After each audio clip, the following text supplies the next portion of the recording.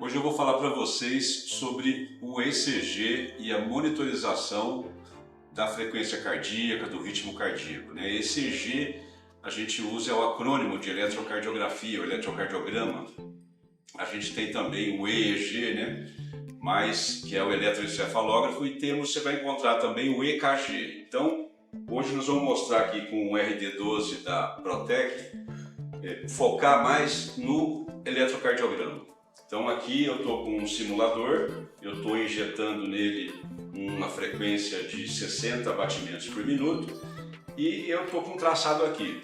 O que é importante entender? Primeiro, o coração ele tem uma atividade elétrica que vai fazer com que a musculatura se contraia adequadamente.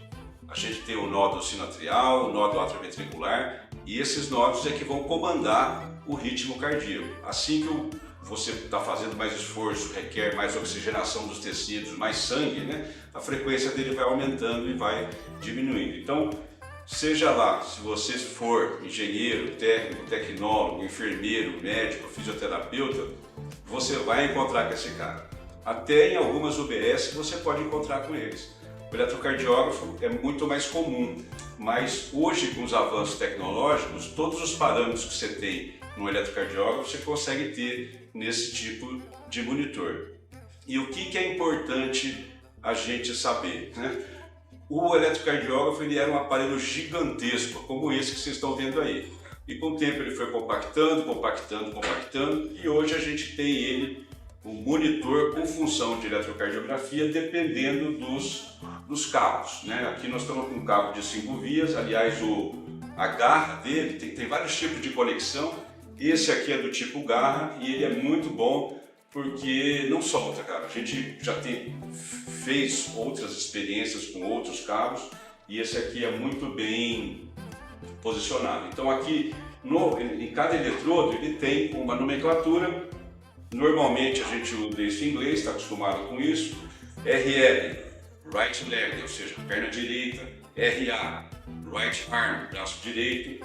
LA, left arm, braço esquerdo. LL, left leg, que é a perna esquerda. Então, com essa configuração eu consigo fazer uma série de derivações que eu vou explicar com mais detalhes mais adiante. Então, pessoal, o que o usuário tem que saber fazer e o pessoal da engenharia, nosso time tem que saber fazer, é configurar o aparelho. Eu vou entrar aqui no menu de configuração e a primeira coisa que eu tenho, que poucos hospitais acabam utilizando, é a configuração do paciente, principalmente quando eu for usar arritmia, porque aqui eu tenho nome, idade, peso, altura. Com o peso e a altura eu calculo a área da superfície corporal, ou seja, o que mais que eu tenho? O setor, coloquei aqui o TI, leito 10, masculino, feminino. Se você não alimenta o monitor com esse tipo de informação, quando ele vai fazer análise de arritmia, ele vai desconsiderar isso. E isso é muito importante a gente entender que é necessário ser feito, ok? Então, primeira coisa, vou voltar aqui. Depois eu tenho os alarmes. Aqui tem vários inibidos, para não ficar pitando. E aqui, eu estou com o ECG, ele já vem pré-configurado. Tá, para frequência mais alta, 120 batimentos por minuto, e frequência mais baixa, 50 batimentos por minuto. Como eu estou injetando 60, ele não vai alarmar. Se eu abaixar a frequência, ele vai alarmar. Então esse aparelho eu posso utilizar para verificar a resposta dos alarmes à variação de frequência. Outra coisa que é importante, o cabo de ECG ele também serve para medir a frequência respiratória. Como esse simulador ele não tem essa função, esse é um simulador bem antigo, que eu tenho há muitos anos, esse cabo ele vai medir a impedância ou a resistência transtorácica, que quando eu inspiro eu tenho uma resistência, quando eu expiro eu tenho outra resistência. Então essa variação de resistência ele vai medir também a frequência respiratória, se o cabo de ECG está preparado para isso e se o monitor também, claro, tem essa função. Bom, vou sair daqui dos alarmes agora. outra função que eu posso configurar, outros parâmetros que eu posso configurar, são os registros, né? Eu posso registrar, aqui a gente andou brincando aqui, eu posso registrar as tendências. Então, você pode ter tendências com um número de horas, então você vai ver a variação da frequência cardíaca. Como a gente ficou brincando aqui com o simulador, eu já tenho aqui umas formas de onda mostrando essa variação. Mas eu posso ter isso também, isso na forma gráfica, eu posso ter isso na forma tabelada também. Outra coisa que os monitores fazem, que esse monitor em particular faz, ele faz uma série de cálculos, tem uma série de parâmetros que os profissionais da assistência, a gente da engenharia tem que entender para poder treinar os profissionais da assistência, porque ele tem um monte de funções, múltiplas funções, e muitas vezes as pessoas subutilizam essas funções. Então você faz um investimento, mas acaba não usando as funções de cálculos que o equipamento pode fazer. Então ele faz cálculos hemodinâmicos, cálculos associados à ventilação, cálculos associados à oxigenação e também à tipulação de drogas, né? Às vezes você prescreve uma droga, X ml de uma droga, numa determinada concentração, e o medicamento que você tem não tem a mesma concentração. Então você tem que fazer ajustes, diluição desse medicamento, e o monitor ajuda, está ali na tela, você pode fazer isso facilmente. Então agora eu vou entrar na configuração do ECG. Tem vários parâmetros que eu preciso de configurar, e nem sempre também as pessoas sabem fazer esse uso, daí é importante que nós da engenharia clínica dominemos essas funções para que a gente possa ter mais liberdade e fazer tipo treinamento, educação em serviço, treinar o pessoal a fazer um melhor uso dos recursos tecnológicos que estão disponíveis. Então eu vou entrar aqui na configuração do ECG. Olha, na configuração do ECG eu tenho os limites de alarme, eu tenho, por exemplo, que informar se eu estou usando um cabo de 3 vias ou de 5 vias. Aqui tem as derivações D1, D2, D3, AVL, AVR, AVF e as precordiais. Por que isso é importante? As precordiais, né? Vamos dizer que o paciente ele tem um infarto, o músculo cardíaco tem uma região que não está chegando oxigênio lá. Então, para eu descobrir em qual região que isso está acontecendo, eu preciso das precordiais, o V aqui, né? Então, nesse cabo eu tenho um V só. Quando eu pego um cabo de 10 vias, eu tenho as seis precordiais, V1, V2, V3, V4, V5 e V6. Então, na forma de onda que aparecer a alteração, ela vai me permitir indicar qual que é a região do músculo cardíaco que está infartada. Então aqui eu escolhi o traçado que eu vou ver, é o traçado de D1. Né? Eu posso escolher mostrar o traçado da derivação 2, ou seja, o que ele está medindo? A variação de potência elétrica, a diferença de potencial entre 2 pontos. Quando eu escolho D1, é entre 2 pontos. Quando eu escolho D2, entre 2 outros pontos. Quando D3, 2 outros pontos. A VL, por exemplo, eu vou curto-circuitar 2 pontos e medir com relação ao outro. Então isso tudo, para nós da engenharia, até muito fácil, mas a gente precisa de saber isso em detalhes para ensinar para os profissionais da assistência como é que usa isso. Eles estudam essas funções, mas como é que configurar o aparelho para fazer esse tipo de teste, a gente tem que estar online com o conhecimento do manual de operação. Voltando, né? Cabo de 3 vias, 5 vias, D1, D2, D3, AVR, AVL, AVF, as precordiais. Uma outra função aqui, eu posso definir ele aqui para fazer monitorização, para fazer diagnóstico e para utilização com a finalidade de operatória, por exemplo. E uma outra função que eu tenho que escolher aqui, que é a escala. Por exemplo, eu deixei ele aqui para dizer que cada 10 milímetros vai valer 1 milivolt. Eu posso ter 2,5 milímetros por milivolt, eu posso ter 5 milímetros por milivolt ou 40 milímetros por milivolt. Ou seja, eu vou variando a amplitude do sinal. Aqui eu estou configurando ele para usar um filtro de rede, esses filtros de linha de rede que eliminam interferências. Eu posso pedir para ele, vamos dizer, às vezes o paciente ele tem marca-passo. Então, o marca-passo tem vários tipos de marca-passo, mas o marca-passo é que comanda o ritmo cardíaco. E se o paciente tem esse marca-passo, eu preciso de informar o monitor que ele tem o marca-passo. Então aqui, ó, usar filtro de rede, identificar o marca-passo, analisar arritmias. Então, esses monitores eles vêm com pacotes de software que captam o sinal de ECG e fazem uma análise de arritmias e apresentam para os profissionais da saúde. E aí os profissionais da saúde vão interpretar esse sinal e tomar as decisões que eles devem tomar. E a última função aqui, que é muito interessante, habilitar o segmento ST. Lembra? A onda de ECG eu tenho a onda P, Q, R, S, T e U lá no final, que às vezes nem aparece, né? Mas o segmento ST, ele pode estar supradesnivelado, ou seja, um pouco acima, ou ele pode estar infradesnivelado. Essa monitorização do segmento ST para paciente cardiopata é muito importante e é por isso que as pessoas precisam entender o verdadeiro potencial desse tipo de tecnologia.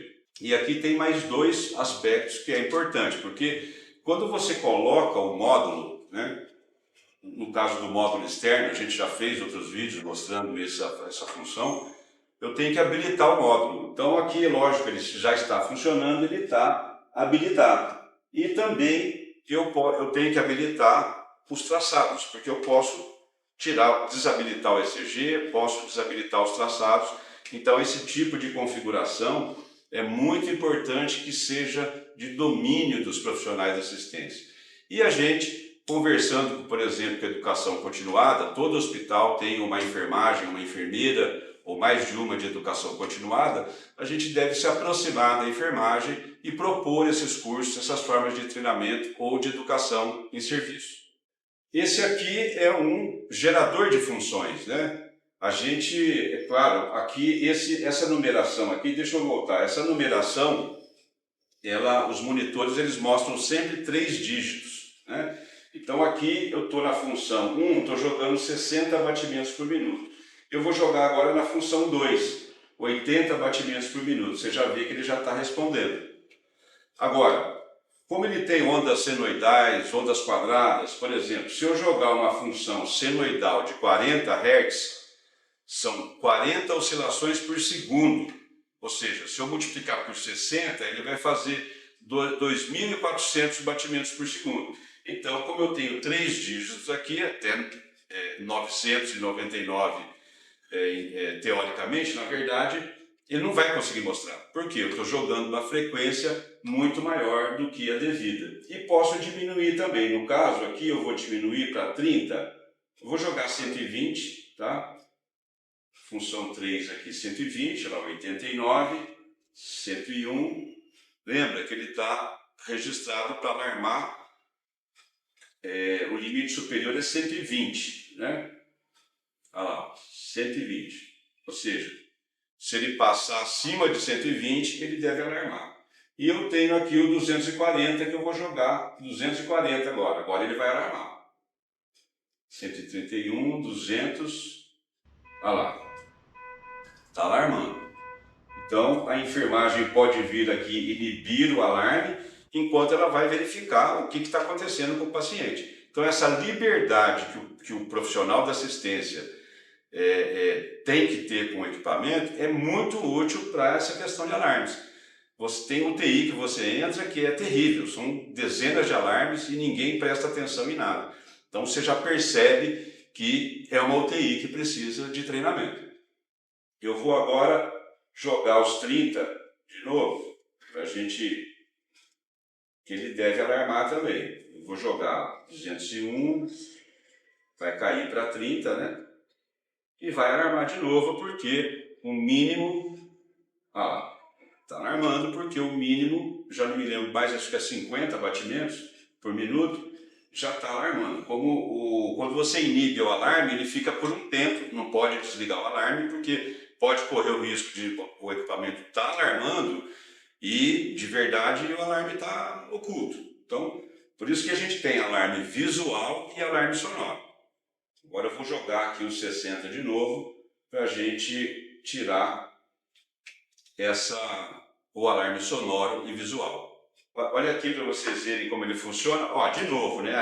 A Protec tem toda uma linha de analisadores e esse aqui não é a primeira geração, mas é a segunda geração do RandSync. Eu sempre achei que esse aparelho aqui devia ser de uso da própria enfermagem, ter lá para poder, na dúvida, utilizar, né? Então aqui eu tenho de 0 até 8 e A, B, C, D. Então eu tenho função senoidal de 10 Hz, 40 Hz, 50 Hz, 60 Hz, 100 Hz, onda triangular de 2 Hz e 2,5 Hz, onda quadrada de 0,125 Hz e 2 Hz. Para que servem essas formas de onda?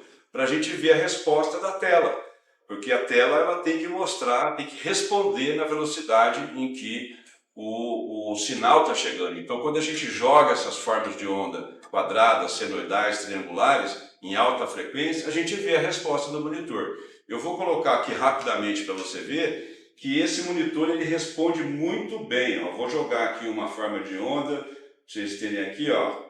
Se eu jogar os 40 Hz, que é a onda 6, olha aqui como está o traçado. Está respondendo perfeitamente. Aí vai dar 2.400 batimentos por minuto. Ele não alcançou e não deve alcançar, porque 2.400 batimentos por minuto você não vai ver em lugar nenhum, tá certo? Bom, pessoal, resumindo aqui então,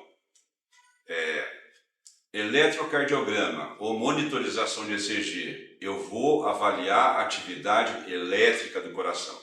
O que ele faz? Ele mede a diferença de potencial entre cada um dos dois eletrodos e algumas vezes ele curto-circuita um com o outro e mede com relação ao outro. E aí eu formo as derivações. É um equipamento muito importante UTI. E esse equipamento ele faz também análise de arritmias e análise do segmento ST, supra e infradesnivelamento. Nós da engenharia clínica temos que dominar a configuração desse equipamento para poder treinar o usuário. Tem hospitais que têm uma rotatividade de profissionais mais alta, então frequentemente você tem que estar treinando essa equipe para o melhor aproveitamento do equipamento. Nós vamos fazer mais vídeos sobre esses monitores, sobre os parâmetros de uma forma mais detalhada. Nós fizemos vários vídeos no Instagram e se você quiser alguma coisa específica, algum vídeo específico, comenta aqui que a gente faz isso para vocês com o maior prazer. E eu quero agradecer mais uma vez a Protec por dispensar, né, oferecer esse equipamento para a gente aqui poder brincar com ele aqui no bom sentido e produzir conteúdo para tornar não só a engenharia mais forte, mas também os usuários, os profissionais da assistência direta ao paciente. Então, se você chegou até aqui, deixa seu like, se inscreva, porque tudo isso ajuda muito a aumentar a relevância do tema engenharia clínica nas redes e tudo isso é bom para nós, é bom para o paciente e bom para os profissionais de assistência que vão ter uma equipe de retaguarda preparada para dar o suporte para eles sempre que for necessário. Então é isso aí e no mais, aquele muito obrigado pelo seu tempo. Valeu!